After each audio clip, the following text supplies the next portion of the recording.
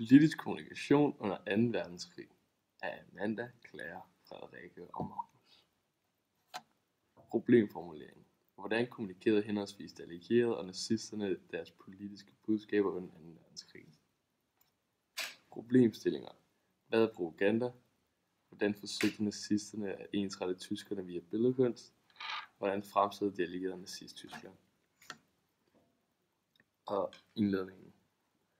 Under 2. verdenskrig var propaganda en central måde at få budskaberne frem. Man brugte det både til at fremhæve sig selv, men brugte også propaganda til at nedgøre andre holdninger og ideologier. Det er derfor et relevant emne at arbejde med, da det var med til at påvirke så mange mennesker under 2. verdenskrig. Vi vil analysere tekster, kilder, film og billeder med brug af forskellige metoder, for at undersøge, hvad de allierede og nazisterne tænkte på. Det var både de allierede og nazisterne, som brugte propaganda til at få deres politiske budskaber spredt ud til befolkningen, men hvordan kommunikerede henholdsvis de allierede og nazisterne deres politiske budskaber under 2. verdenskrig. Ordet propaganda kommer fra det latinske ord propagare, som betyder udvide, udplante eller udbrede. Propaganda er et forsøg på at påvirke folk ved at kommunikere forskellige holdninger og perspektiver. Propaganda bruges ofte, når det omhandler politiske eller religiøse idéer. Ofte er propaganda en information, som er usand, som udspredes for at påvirke andre til at tænke, mene, føle eller gøre noget bestemt. Propaganda fremstår som det hele og fulde sandhed, men hvor den i virkeligheden har et skjult hensigt. I god propaganda forekommer det konkrete emne med et skjult budskab med nogle sammenhæng, som gør, at læseren blander dem sammen og skaber sit eget billede. Propaganda kan bruge stærke følelser som angst, had, glæde og stolthed, som påvirker befolkningen i en bestemt retning. Propaganda kan forekomme i flere forskellige former. Det kan fx være via billedkunst, aviser, taler, film, flyers osv. Generelt set bruges propaganda som medier, der er let tilgængelige og som kommer ud til hele befolkningen. En af de måder, nazisterne forsøgte at ensrette tyskerne var ved hjælp af billedkunst. Nazisterne brugte primært film, radio og specielt billedkunst som propaganda under 2. verdenskrig. Ved hjælp af billedkunst lavede de billeder og plakater. Et eksempel kan være Fritz Eilers billede af Adolf Hitler i 1940. Billedet er et portræt af Adolf Hitler, som står i midten af billedet. Hitler står på nogle byggesten, som man ser ham fra frygtperspektiv, så man ser op til ham, og han får autoritet på den måde. Byggestenene er et symbol på, at Hitler er i gang med at opbygge et nyt Tyskland.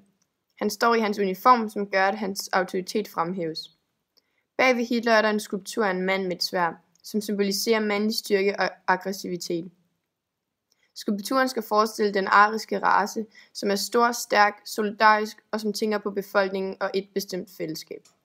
Skulpturen virker som en skygge for Hitler, og man sammenligner derfor Hitler med skyggen.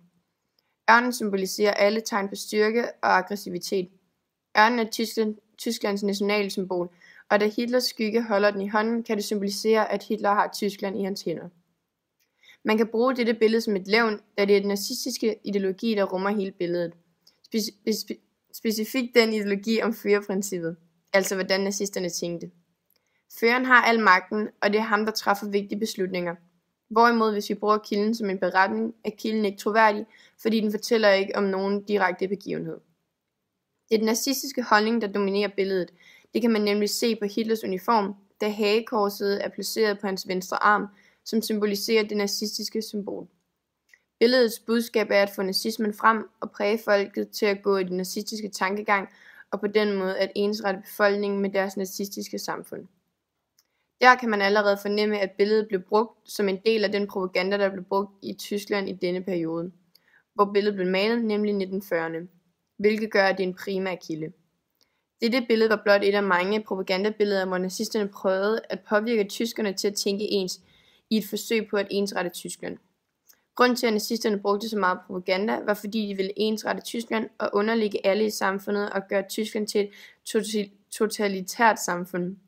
Totalitarisme er en styreform, som indebærer total diktatur. Hvordan fremstiller de allierede Nazi-Tyskland? Disney, som ligger i Amerika, lavede filmen for at vise, at det at være fra tysk afstamning var ligesom et mareridt. Man ser i starten, at Anders Sand ligger og sover, og til sidst i filmen vågner han og indser, at det hele bare var en drøm. Hitlers folk skal arbejde hårdt og stå op kl. 4 om morgenen og gå på arbejde. Når man ser på Anders Sand og den måde, han bliver sat ind på sit arbejde er med det samme og bliver fulgt ind med bajonetter. Det med, at han bliver fulgt ind på den måde, får amerikanerne tyskerne til at se ud som et dårligt land og behandler sine arbejdere dårligt. Der var ingen gensidig respekt på nogen måde overhovedet. Filmen er lavet som en komedie, for at man samtidig kan grine af Tyskland. Der er nogle bestemte elementer i filmen, som går igen, ligesom nazitegnet, og på den måde Anders Sand laver missilerne og bomberne, som går igen af et større billede af Hitler. Det foregår i en lille tysk by, og alle objekterne går igen og er formet som nazitegnet. Huset, hvor Anders Sand bor i, er på en måde formet som Hitler, hvor gardinerne er rullet ned, og det sorte hul er ligesom Hitlers overskæg.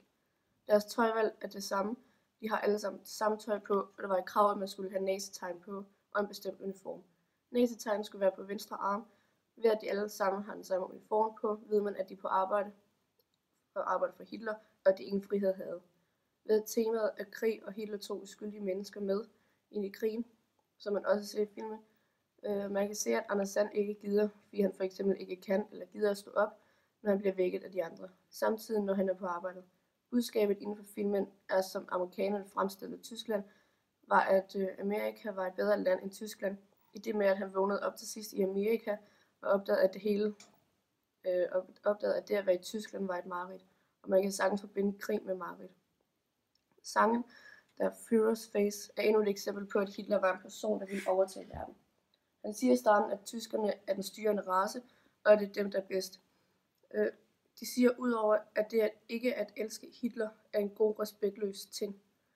De heil, ikke fordi de har lyst, men fordi de skal. Alt i alt er sangen en antitysk sang, som hylder Amerika og nedgør Tyskland. I den historiske del af AT-opgaven har vi brugt en blanding af kildekritik og billedanalyse. Vi har valgt at analysere et billede fra 1940 af Adolf Hitler, da det var et af mange almindelige propagandabilleder under 2. verdenskrig. Med hjælp af kildekritik har vi undersøgt ophavssituationen, primær og sekundær kilde, og undersøgt, om vi kunne bruge kilden som et billede af Adolf Hitler som et levn eller en beretning. Vi brugte de 2 forskellige metoder til at komme længere ind i, hvad nazisterne tænkte, og hvordan de forsøgte at ensrette Tyskland. Filmanalyse. Da vi skulle analysere filmen, brugte vi et ark, vi havde fået udleveret engelsk. På papiret har vi brugt de første 7 spørgsmål om, hvorvidt filmen kan analyseres inden for krig. Derudover har vi ved hjælp af spørgsmål analyseret, hvordan karaktertrækkene passer ind, og hvordan de er som personer under krigen og samarbejdet med Hitler. Samtidig med, hvordan temaet passer ind med vores AT-forløb. Under 2. verdenskrig blev der brugt meget propaganda, både af nazisterne og de allierede. Nazisterne kommunikerede deres politiske budskab ud til befolkningen ved hjælp af medierne, specielt billedkunst. Overordnet set kommunikerede de allierede og nazisterne på næsten samme måde, bortset fra at de brugte propaganda på hver deres måde.